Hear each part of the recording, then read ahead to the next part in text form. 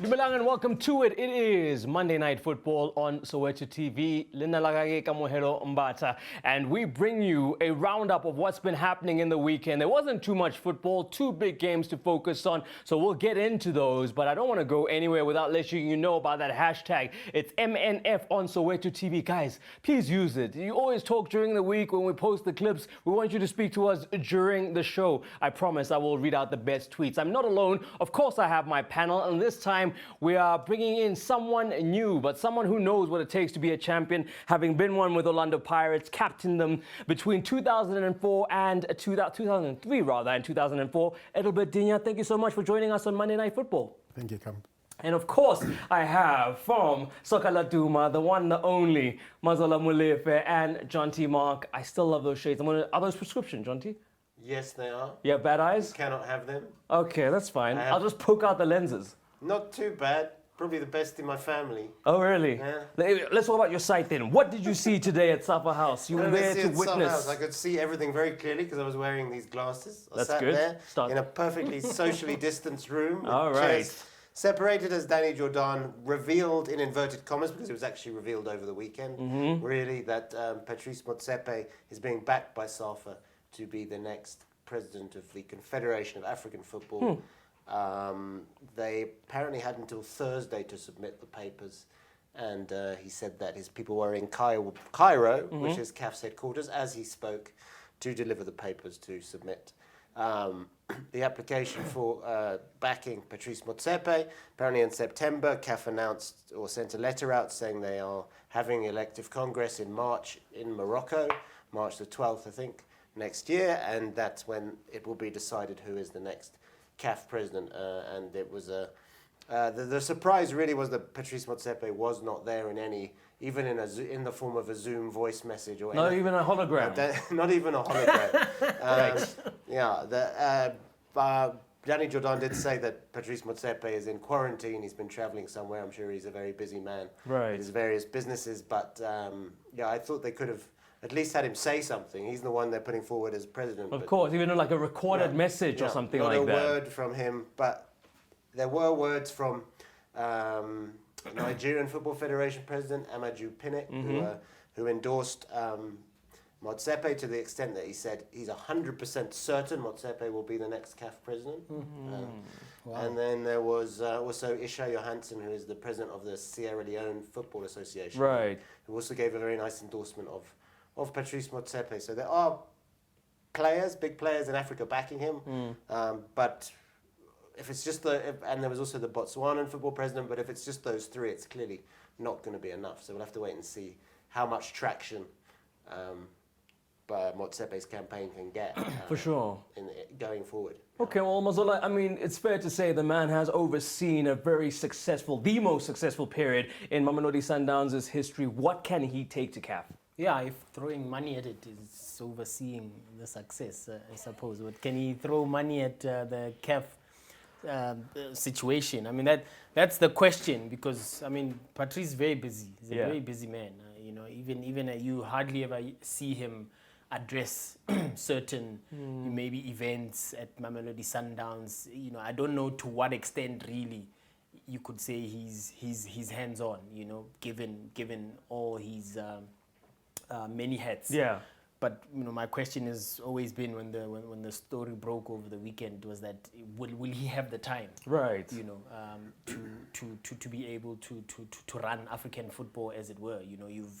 It's one team versus now being at the top and run. I think it's 54 member associations, and overseeing that almost on a day-to-day basis, and having all people of different races, cultures, in football coming together, and you having to lead that. When at Sundowns, for the most part, you delegate, unless maybe it's something as sensitive as hiring a coach's contract, and obviously the president of the club has to come in. You can't necessarily just delegate that. But at CAF, you'd have to do a lot more. So, Right. look, maybe he can squeeze it in, but the other thing is, and I think obviously John T was at the press. I mean, I was there in a form of a Zoom conference, but it was so chaotic that I could barely hear a thing.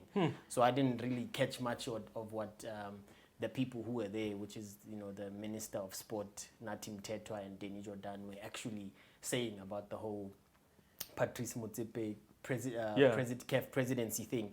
So, but I think, you can't, like John T was saying off air, that maybe there isn't an actual rule, but you can't be head of a club. Yeah, he'll have to step down as the president. And then also be head of Mamelodi Sundowns if he does go all the way. He'll have to relinquish his position. And you know what? If you ask me, 0% of the chance of that happening.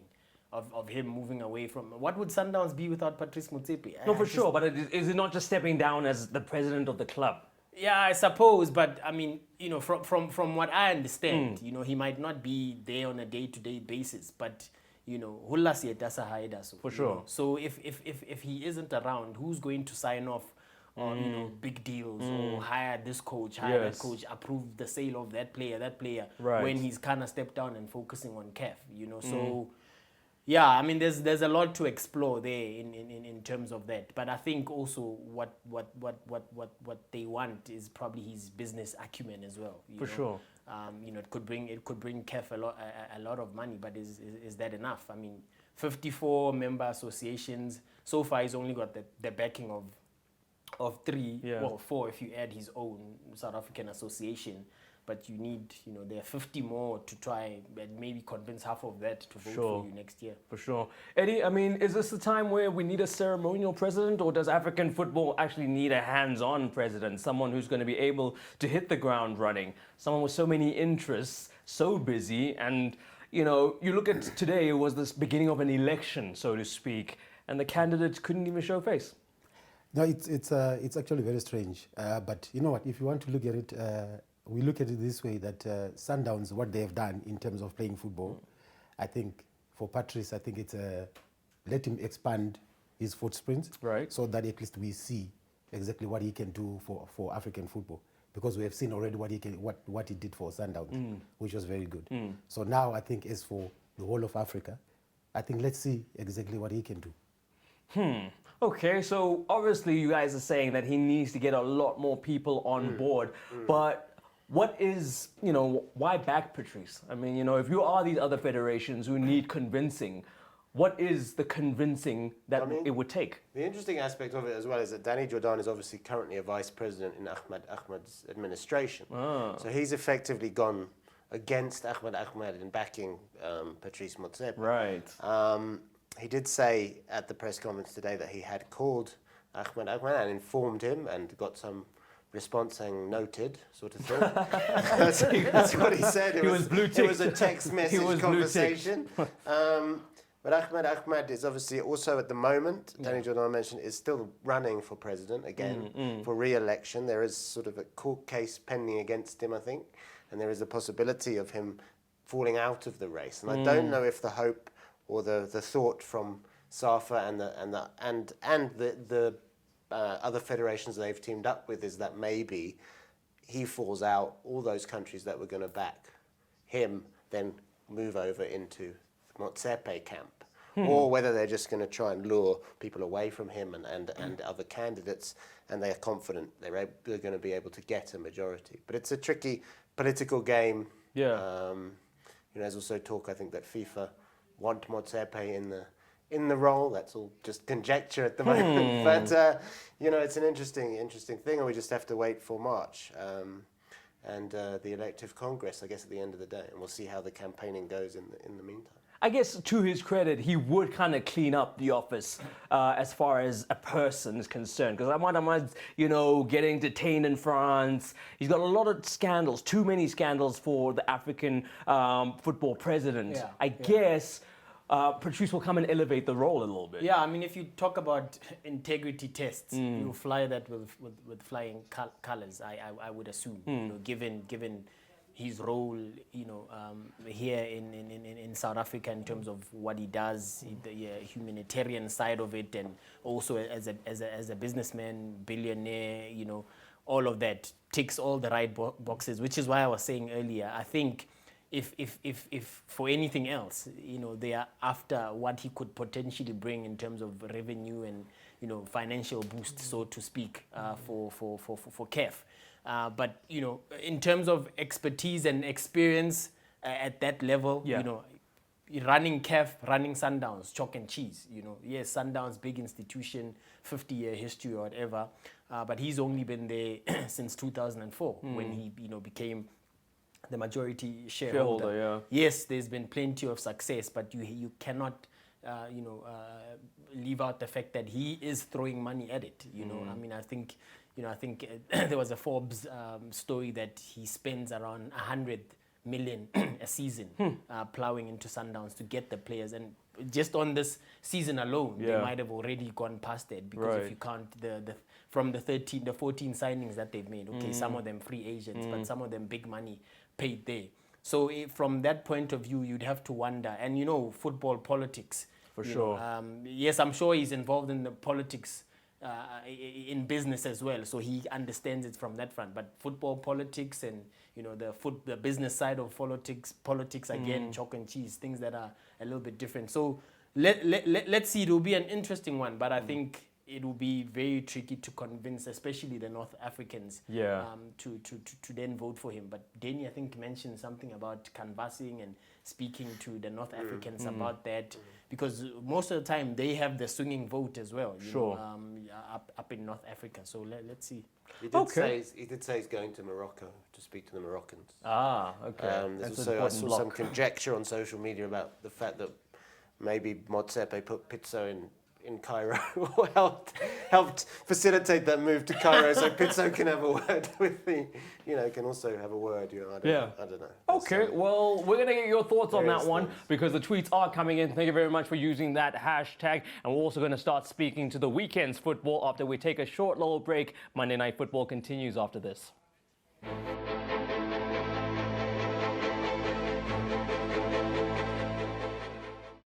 Welcome back. Monday Night Football on Soweto TV as we look at the big derby that happened at the weekend. Part 2, that in the end, Edelbert Dinya ended up hooking up a clap, 5 fingers, 5 ones from Orlando Pirates for Kaizer Chiefs. You must be happy. Look at him. Did you ever score in a derby, Eddie? Nah. Okay. Well, at least you're better off, because now Gavin Hunt already has 2 derby losses to his name in the first couple of months of his tenureship. But yeah, your take on that game. I mean, I watched it, and you essentially saw a Kaizer Chiefs side that almost were playing as if, you know, they were like, let's not get beat. When try and sneak one, when they needed to score a whole lot of goals. It was a weird, apprehensive performance from them that fed into Pirates, especially in the second half, when they just waited and cut them open like they did in the previous week. Great performance by Orlando Pirates. I think the 2 games that they played, they showed character. They showed that they wanted to win. You know, it's very good that every time when you play a derby, you know, when you're playing for Pirates, even Kaizer Chiefs, you know, you always rise to the occasion. And credit should go to Orlando Pirates. They displayed good football and they were on top of Kaizer Chiefs. But you see, the problem that I have is that why do we always wait until we play derbies so that we should perform, you know, to the top? Right. I mean, if you look at the 3 games that they played, league games, it's not the same as the intensity of the derby. Exactly. Yeah. So now, do we judge them by the derby? Now, let's wait and see when they play the likes of Maritzburg, Stellenbosch. Then we can start saying that, you know, Pirates, they are competing now for the league. But for the 2 games, the first and the second leg, credit should go to them. No, for sure. And I guess credit to you, gents, as well, because as we predicted, the coach was on the bench, and there was a big deliveries of humble pie to a lot of the places like Kickoff, ENCA, and SABC having to retract things. Kind of messy, but maybe in future they must just listen to the club, Mazola, when they say the coach is coming back. Yeah, look, I think it's also a lesson to members of the Fourth Estate to bit of more research. You know, sometimes, yes, I know sometimes clubs don't always tell the truth. Right. You know, but if a club puts out a statement saying the coach is coming back, You know, unless really you have a source that you can take all the way to the ombudsman and back the fact that you had it on good authority that the coach is not coming back and the coach has resigned. Right. Then you don't have to retract your story if you can back it and your source, you can go all the way to the ombudsman and you can win the case.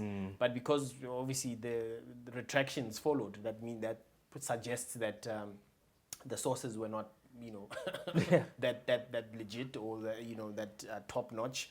And yeah, as you say, humble pie was served, because we were saying on this show last week that we've got to hold the club accountable if the coach isn't on the bench when they play the Soweto derby. And as I had said earlier, I had gotten wind of that story, you know, I think a little over a week before that confirmation. Right. And I took the decision not to write the story because, one, I thought it was insensitive. Two, I was guaranteed that the coach, if he does leave to go to Germany, he would come back. So I just thought, why stir up, a hornet's nest when you don't need to. You know, it's a storm in a teacup, really. So I stayed away. Those who didn't paid for it.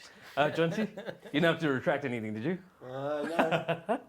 I actually think that credit to Zimbabwe. Immense credit to Zimbabwe. Yeah. Because if you look at what he's done, his son is in a coma in hospital in Germany. He's gone there to attend to that, and then he's come back for the derby. And now my understanding is he's now gone back again because it's an international break. But I mean, still, he's come out here. He's actually showed his commitment to Orlando Pirates, if you like.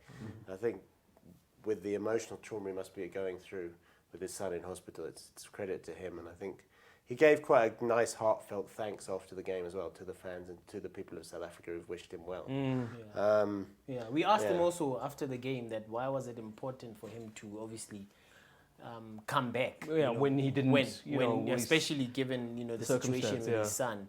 And he said, look, I would have loved to be there, obviously, but my son is in a coma and the situation is not changing. I'd rather come back here and focus on work, and as things change, then I can, probably go back or be there for him or whatever, just kind of play it by ear, I mean, Eddie, that's the kind of thing that can galvanize a squad. When your head coach is going through a situation like this, as players, you can say, the only way we can pay this guy back and show him we're there for him is to put out the performances on the pitch. And you kind of have the sense that they are playing with a cohesion that is, we're behind our coach and we're behind what we're doing here, this project. Yeah, I mean, from what I heard also that the players, they were actually sending him messages when he was in Germany, not like, just to tell him that we are always with you, and then, let's all, work together as a team and then try and then win the game for you.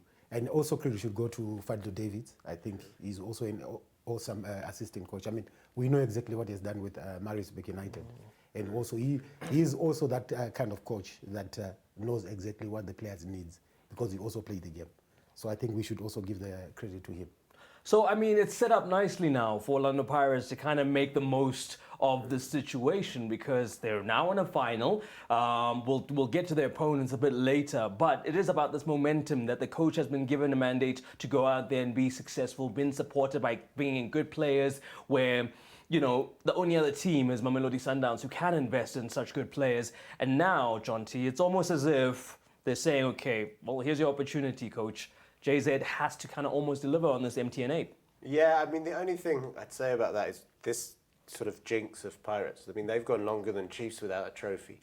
And that puts pressure on them immediately going into this game. And Celtic have the experience of I know we'll touch on them later, but they have the experience of playing the Nedbank a couple of months ago. I thought they were very clever against SuperSport in the way they sort of wound the time down. It shows they got a bit of up here to know how to play these games now.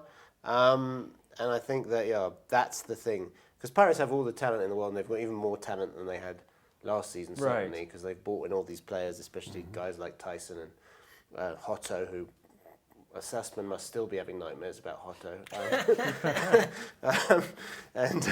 All those guys, Zuku Manja, I don't know if he'll be fit, and Gabardino, but they've got a squad to cope with injuries. Right. That's what you can see about Pirates now.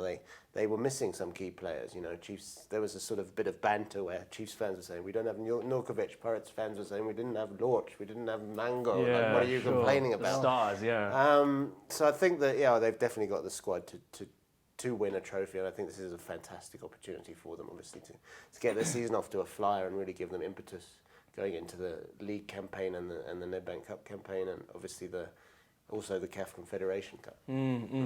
Well, Chiefs fans, this is your opportunity to look away now because we're about to speak about your team. I'm kidding, stick around because I guess, we have to get to the bottom of this. 2 back-to-back performances in a derby that, in a sense, kind of were like for like. You wanted a response. You wanted something different out of the next performance from Kaizer Chiefs. But it just didn't seem to come, Mazola. Why is it? Is this a hangover from, this being so close to the championship? And now it's a mental thing of getting these players to be convinced that they're good enough to give Pirates a fight when they did so with the rest of the league for so much of last season. Yeah, look, I mean, we could explain this, all week long, trying to, pick parts of what's gone wrong, And I think it's good that we have a player here who can try and help us because I, for one, do not quite get it. Because as I was saying before, that there are players that they couldn't have become bad players overnight. Sure. I mean, 20 minutes within winning the league title, and now they look awful. I mean, the coach himself has been, which I think also that in itself is a bit of a problem, that he's just hammering them any opportunity that he gets. I don't know, maybe it's a reverse psychology or tough love, whatever. But from where I'm sitting, it's not working. Maybe they need a bit of arm around, the shoulder, just to help them along. But look, Gavin, in speaking to him in the post-match, he sort of insinuated that the problems are a bit deeper. Because we asked him, Coach, can you pinpoint where the issues are? As I said, 20 minutes within winning the league, blah, blah, blah. Yes, you are without Nukovic, but even in the past season, there were games where Nukovic was missing, but the job was still getting done and whatever. And he seemed to suggest that he can't quite say it publicly, but he knows what it is. He gave the impression that players maybe are not trying hard enough because he says he knows the players, and if any of us have been watching the games, we know that where the problem is, and it's up to him to fix it. Before that, he had said this team doesn't look like they are anywhere near a football team, something along those lines. I mean, just those are the kind of stuff that. And Jonty would know this. Gavin used to stay all the time at SuperSport and Vets. Right. Now it's a different ball game now. When you say it when you're a Kaizer Chiefs coach, it's going to be amplified. It's amplified and alarm bells go off. I mean, he used to say stuff like that all the time when he was at Vets. He said, next game I'm changing the whole lot. I'll make 7 changes. Right. But when you say it at Chiefs, especially with no impact. With no impact. Yeah. And that's what's happening. I mean, it's 6 games now, and they haven't scored in 5. Let's not count the cheaper game, because it was an own goal for sure. So you've got a team that finished second on the table last season, same players, minus Nukovic, and they've not scored in 5 of their 6 matches. I mean, where to from here? You've got the international break, but I don't think that's going to help, because then you've got about 6 or 7 international players away with their countries. Where do you begin? So look, it's going to be a very long season for Chiefs and Gavin Hunt, and he can't do anything about it because you can't sign anyone. Anybody. Eddie, take us into the mind of a professional footballer who, plays for such an esteemed club, has to turn out and put in big performances, but it seems as a collective, the shoulders are down, the heads are down, and it's just not possible to get a good result and good play out of these players. You know what, having coached by Gavin Hunt, now that he is coaching Kaizer Chiefs, the culture of Kaizer Chiefs, I think he's trying now to understand exactly how they play. But watching the coming games, Gavin is going to change how they play. Because Gavin is that type of coach that plays in the middle, plays it wide, bringing the crosses, finish, that's it. Right. That's his game. I mean, he can win 1-0 and then that's it, game ends. So now with what's happening at Kaizer Chiefs, with the youngsters being introduced in the game, that's not Gavin's type of play. Gavin wants people that fight. He needs soldiers in there. And he doesn't have wingers also. Exactly. So I think if now, as I said, that let's watch in the coming games, we're going to see long balls. That's Gavin for you. Gavin, when he wants goals, route one, fight. Let's put. Are you talking about Ernst or Gavin? Gavin. Okay. Gavin. Just checking. Gavin. Watch. Yes. Okay. Exactly. Okay. Well, I mean that's the thing. I mean, it's funny because there are commentators who have come out and said you're literally swapping like for like. Yeah. And a lot of people were like, no, and then they'll show videos of nice interplay between Wits players yes, and be like, yeah. yes and no. Yeah. Ernst didn't allow room for flair. At least Gavin, I think, and you know, Eddie's worked, I think, at 7 Stars. Right? Yeah, 7 Stars, yes. He allows a little bit of flair. Right. You know, I mean, there's a story about how Gavin gave Benny McCarthy an opportunity when everybody thought he's too young, he can't do it. So those are the signs that Right. Pagamani Mahlambi, Right. running, dribbling 5 players, 6 players, Gavin allows that. Whereas Right. Ernst, we know the history. Ernst comes in, if you have Almost sterilizes yeah, the if team. you're a player, well, sanitizer. If you're a player with skill, you know, you drop a little bit, and then he just wants route one. You know, typical sort of German football. Right. And so that's what I'm saying. Yes and no. You know, Gavin has got, as Eddie's saying, the long route style, route one. You know, crosses goal. But at times when he wants to, he allows the players to have fun with it. We haven't seen much of that or any of that at Kaizer Chiefs at the moment. Maybe it's because he doesn't have those players. Well, that's the thing. I mean, Yes. I remember once speaking to him in a post-match and asking him, you know, what page of the manual are you on now, you know, because moving forward, because it seems like there's some traction. And then he was like, I can't move past the first page. You know, we need the basics. He seems to me someone who just says, keep it simple. You can do all the other things once the results are forthcoming. But, you know, he doesn't strike me as a coach who likes to load the players with too much to do because he knows that, you know what, I just need you to do one thing and that's get a result. No, and I think also he might publicly be slating his players, but I do think behind the scenes he's more of an arm around the shoulder guy than people give him credit for, and he does. Because the players speak of him with a huge amount of respect, the players that have played under him. And there's a lot of love for Gavin Hunt. And I think people want him to do well at Chiefs because he's done so well before, and people genuinely do want him to succeed.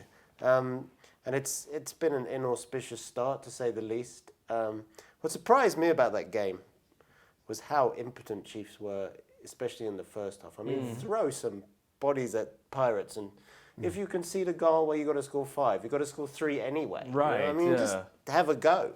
That's more of a chance of you getting a result that's going to end up pleasing the fans more and things like that. Because they didn't have a single shot on goal in the first half of a game where they were trailing 3-0 after the first leg. I mean, it doesn't make any sense at all. I mean, what are you doing? Exactly. And it was just... And Pirates, I don't blame Pirates for the way they played in the first half, because they were just like, well, we'll see what's happening. Exactly. We're 3-0 Show up, us. we can Show put us on what the you wanna kettle. do. And then once it became clear that there was really nothing going on, they were like, okay, probably at half-time, okay, well, let's Let's try switch and it get on. a couple here and then go home with another win. No, for sure. They just played it right, and Chiefs, yeah, it's worrying in terms of the fact that he, as Mazzola said, is slating his players a bit too publicly, maybe. And I get that, because he's right, Mazzola. He would after Wits games, he would hammer his players. For sure, yeah. But there was no, you know, there were couple of hundred people in the stand. Yeah. Yeah. No, for Here sure. it's just like, Of course, it's amplified. the limelight is so much bigger, you know, and he's got to adapt to that. But I think he does need time. Okay.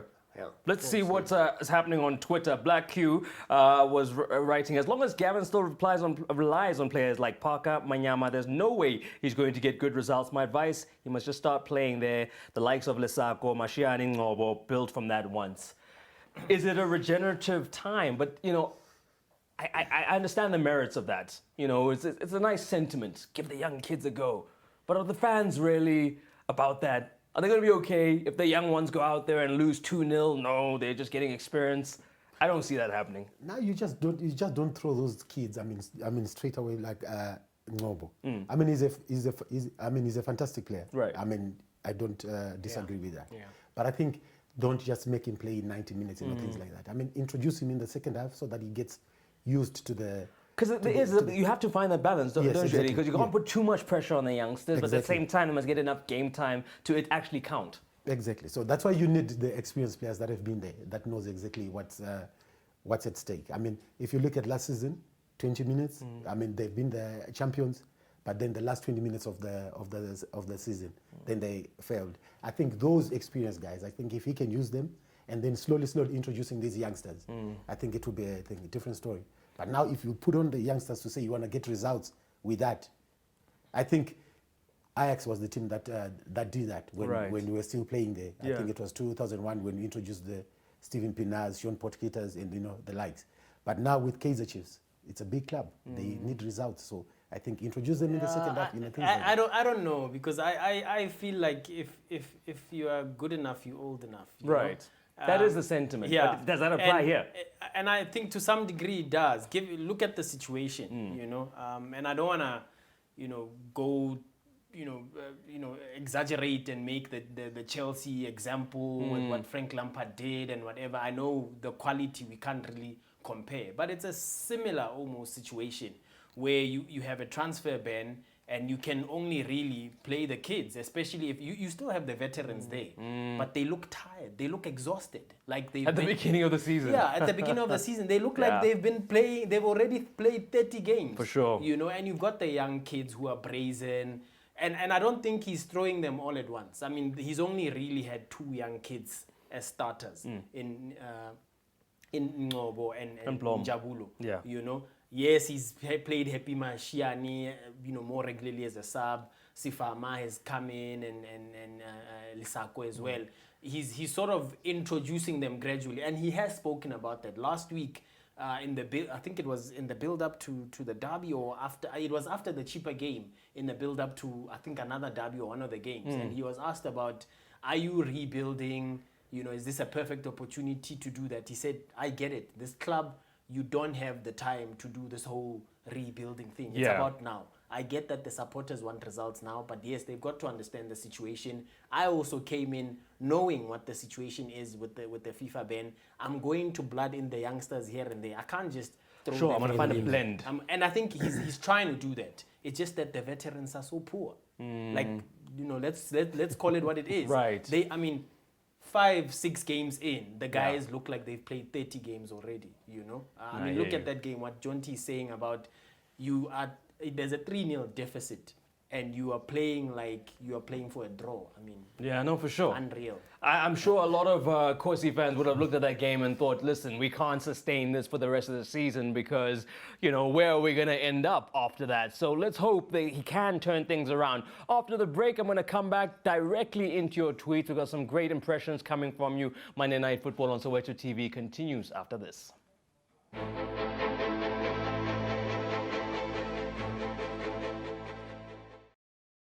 Welcome back to Monday Night Football on Soweto TV. Okay, let's check out my tweet again. Pindulo says, I wouldn't necessarily say Motsepe brought any leadership qualities in SA football. I feel like he just threw money into each and every problem at Sundowns.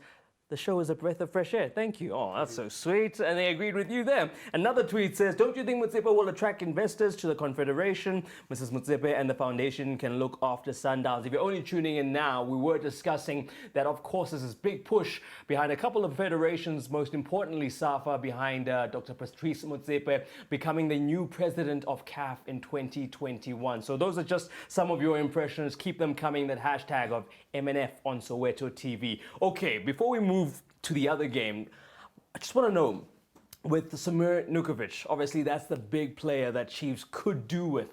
Don't know how much more he could do in this team, considering that now defenders know him after a season. He'll be coming back from injury. But just how far along or off is he from being in the mix? And I know that he might not come back and be fit and be a Chiefs player because there's some interest in him. But at the same time, Chiefs... it would almost be suicidal for them to let him go. So where do we stand with Samir Nukovic? Yeah, lots happening there. One, obviously, I think when I wrote the story just after the bio bubble, first week of September, he had been playing with pain-reducing injections to finish the last few games. Groin injuries, gone for surgery. At the time, they'd said 2 months. So that's what, September, October. Maybe was expected, maybe sometime mid-November. But I think realistically, it's sometime in December.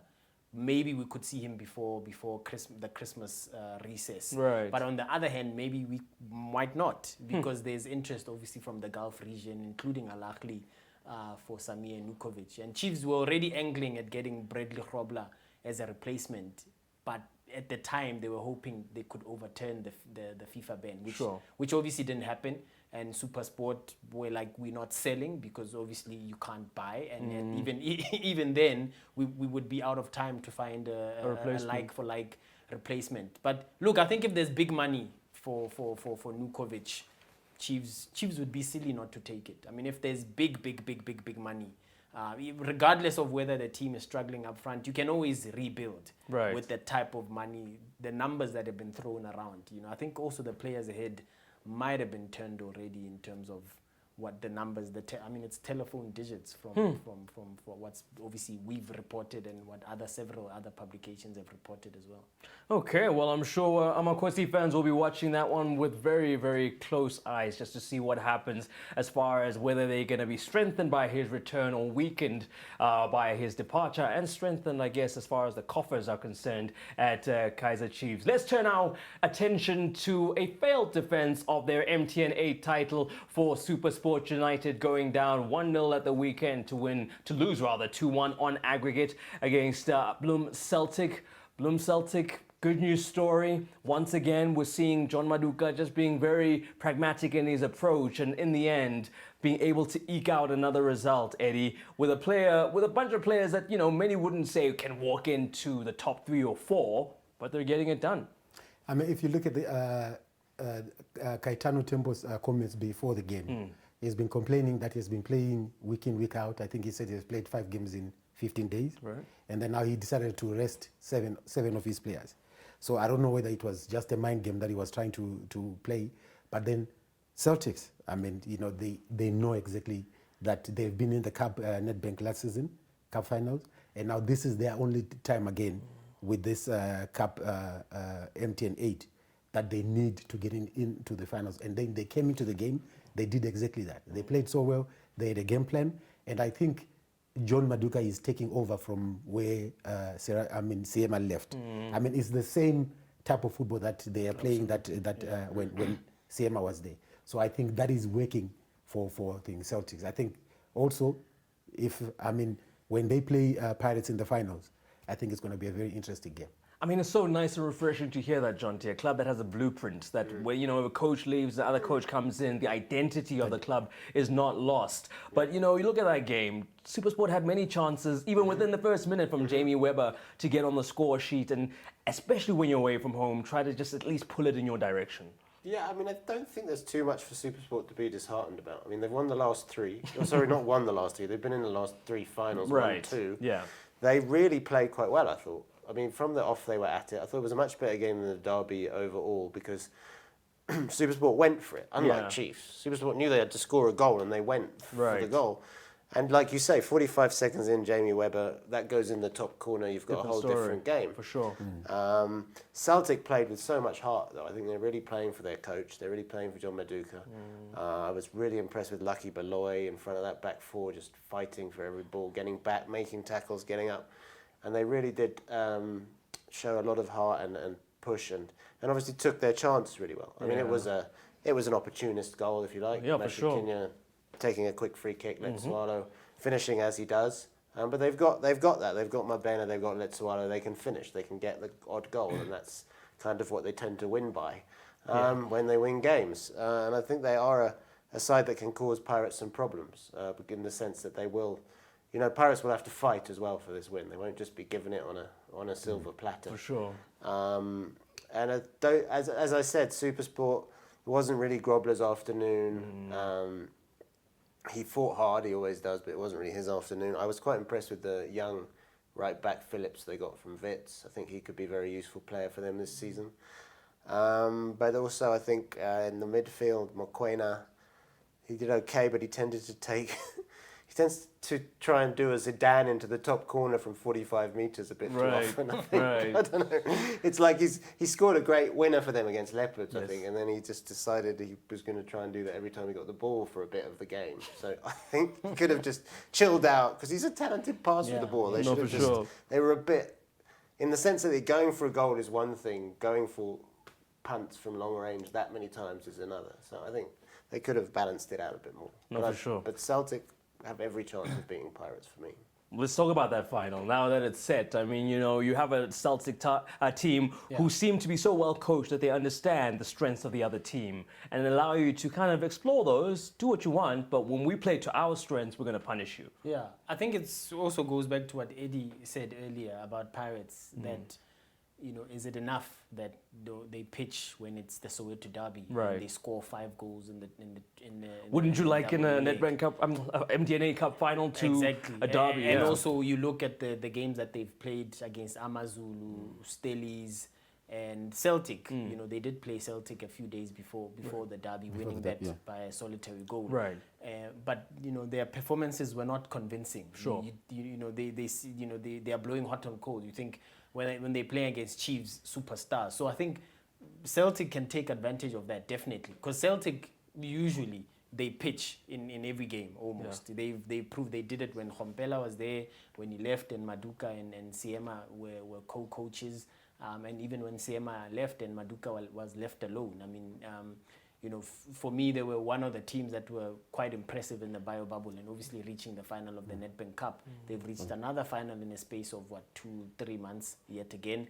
And I think they could genuinely upset Pirates, because everyone's thinking, wow, Pirates smashed Kaizer Chiefs 5-0. Right. Surely, they've got one hand on the trophy. But you'd be surprised, because players' mentality sometimes, when it's against their rivals, they show up, they deliver. But when they're playing the lesser teams, they've left the scoring boots at home. Well, let's see. It's a big occasion and the first opportunity for silverware for both these clubs, Bloem Celtic and Orlando Pirates, in the final of the MTN8. Of course, upcoming now is this break for the international fixtures, and there have been quite a few hiccups as far as the personnel required to get this done for our national team coach, MNFonSowetoTV. We'll break that down after we take a short little break. That hashtag of MNFonSowetoTV. Use it during the break and join us after this.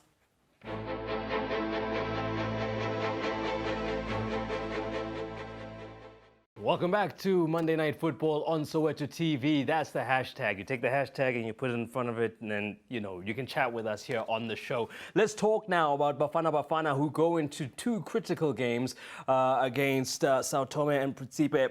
Obviously now, both these games being played here due to COVID regulations. Already, you have to think that is a huge advantage for our, it has to be 6 points, right, surely. 6 points. Anything less. It has to. Anything less, then what happens? I mean, Eddie, you're looking at that. You've got these players who are playing in their backyard and are so much better, and, obviously need to prove that, because that's always been the problem. Yeah, I mean, if you look at the players that are going to play for the national team, there should not be any reason why they should not collect maximum points. I think if they don't, then they should be a problem. But I mean, because if you look at Tome, they only won their away game last year, 2019. I think it was against Mauritius. Ever since, that was their first away win. Right. Away. Yeah. So now they came into South Africa, then surely South Africa should do something about that. I mean, you'll kind of commiserate with the coach because he's got personnel that will be missing, like Serero, Tibang Pete, Anile Jali, Reeve Frosler getting injured on the weekend. But that should not be an excuse. Yeah, look, I think of the 6 players, 2 with COVID from Cape Town City, and the others, obviously, they kind of said medical reasons or whatever. Sure. I think of those 6, the ones that I would have thought when thinking they would start the game is probably Andile Jali and maybe Reeve Frosler. Right. The rest I'm not too sure. I haven't really followed Tulani that much since he moved to the Gulf, UAE. Yeah. So I don't know his level and all of that. But I think Andile and Reeve would probably be the 2 starters. So I don't necessarily think it changes the strategy of the coach in terms of who would possibly have been in his starting 11. My issue though is you've got a team, from Ireland or coastal, whatever, and then you're taking it to Durban and Port Elizabeth. That's kind of playing into their hands, isn't it? To some degree, I feel like that. It's the same issue with Capo Verde when we went to Praia and shock loss, and then we took them to Durban. On a nice holiday. On a nice holiday. And they hammered us, you know. So it feels like it's a repeat of that. Yeah. You know, I don't know. Obviously, you know, we've got to pay the bills. So maybe the PE municipality and Durban municipality won the tender to host the two games. But I feel like Joburg, FNB Stadium, Ellis Park or whatever, even with this Lucas heat. Mbombela Stadium. For sure. Mbombela in this heat, you know, get in there, get the 6 points. But what do I know? At what cost, John The T? same- I mean, you know, he brings up a good point where the municipalities getting involved, but, you know, what if that gets in the way of that 6 points? Then what? For certain opponents, I would agree, and it's happened in the past with other coaches complaining. However, this is Sao Tome. You should be able to beat them anywhere. Anywhere. Doesn't matter. Even back home, if we played both legs back home. It takes me back to actually Stuart Baxter's Bafana, and they beat the Seychelles 6-0. And then they went to the Seychelles on an artificial pitch. They only managed to get a goalless draw. And it set them way back because they had to then effectively win their last game. Yeah. It took them to the last qualifier. If they'd won that game, I think they would have qualified for the AFCON much more easily. Now this has been totally taken away. Now they've got 2 effectively home games against the Minnows, who I don't think have a professional league, who, you know, and however many injuries you have, your second choice team should be able to beat Sao Tome. So there can't be any excuses. We huffed and puffed. We Well, lost not to Mauritania, beating- guys. And we Never huffed and, forget. we huffed and puffed against Sudan last year at Orlando Stadium. So, you know, you never know. We did lose to Mauritania. I think, wasn't that also on an artificial pitch? Yeah. When Sheikh said in a press conference that he's certain it's grass. Right. And it was an artificial Well, pitch. barely did his research on that one. But anyway, we lost that one. That was when Kune dropped the ball in the goal, right? But I can't see it. 6 You can't points. see it? It's got to be 6 points. Eddie? Got to be. I mean, you know, having played at that level in international games, I guess it happens that sometimes teams will underestimate and, you know, be complacent against lesser known teams. But what would be the biggest mistake for Ntseki to make going into these 2 critical games? Exactly what you said. You know, if we underestimate them, then that's a problem. I think they need to go out there, like, you know, playing against whether it's Cameroon or Nigeria.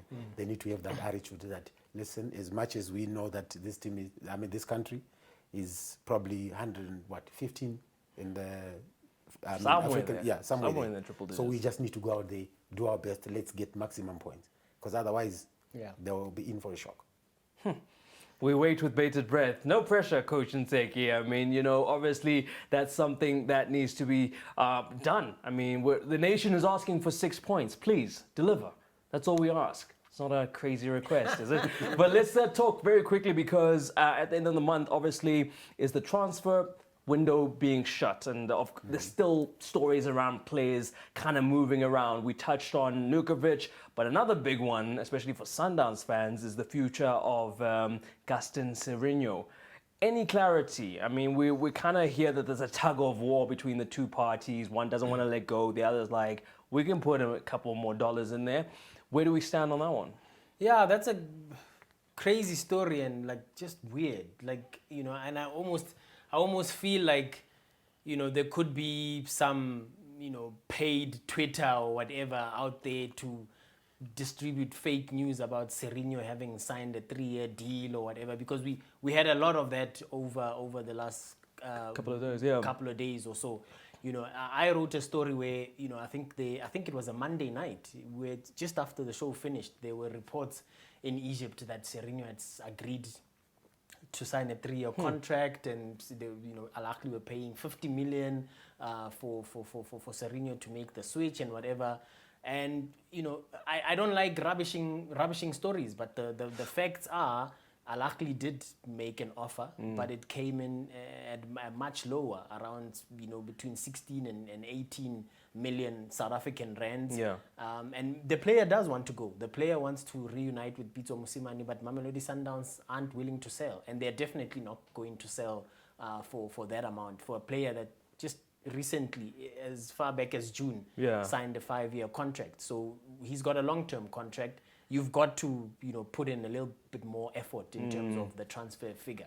You know, you might be throwing telephone numbers at him for his personal terms, but to get him to move to Egypt is going to take a lot more than that. I mean, and also I think after beating Cape Town City, Coach Mangoba came out and said, look, he's in our plans, he's injured at the moment, but after the international break, you'll see Serginho in a Sundown shirt. So I don't think, look, the Egyptian transfer window closes on the 6th of December. Okay. Ours, 6 days before that.